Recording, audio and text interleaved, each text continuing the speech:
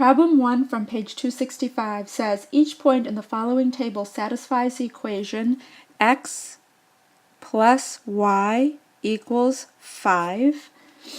And they want you to complete the table, they want you to graph the coordinates, and they ask you the shape of the graph. So we're going to start off with completing the table. The table they give you is an x, y table, and then they also have the points listed as ordered pairs.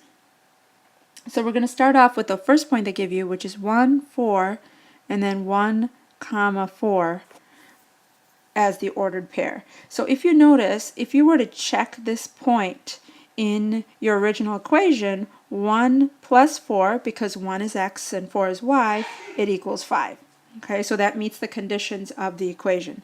So the next point that they give you is 2 for x. So if you have 2 for x, then you're going to ask yourself, 2 plus what will give you 5? So the number that you add to 2 to get 5 is 3. So y is going to equal 3. Therefore, your ordered pair becomes 2, 3. Okay. Then they give you other values for x. So you would just keep plugging it back into the equation to see if it works. So the next one is -3. So now you ask yourself, -3 plus what gives you 5? Okay, and you can do inverse operations. You can add 3 to both sides, or you can just try values, but you're going to see that in this case the missing number is going to be 8. So if you check, -3 plus 8 equals 5, so now my ordered pair is -3, 8.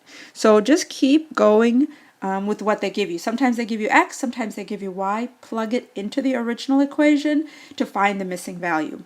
Once you get your bunch of ordered pairs, then the next step is they want you to actually graph these points on a coordinate grid. So this is where you're going to draw your xy axis.